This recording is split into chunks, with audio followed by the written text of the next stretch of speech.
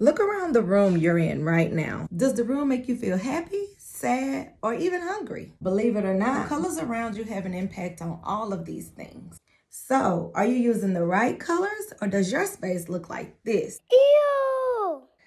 Through this series, which I'm calling Colors by Carter, we'll talk about different colors.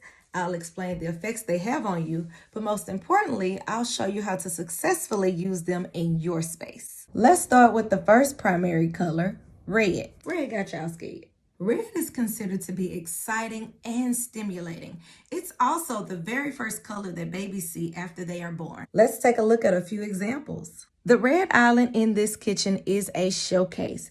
It is the perfect pop of color to command your attention when you walk into the space.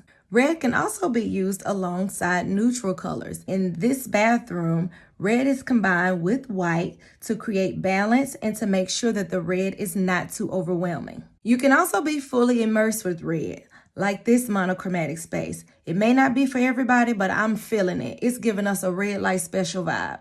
Red can also be used to draw your eye to a less obvious focal point.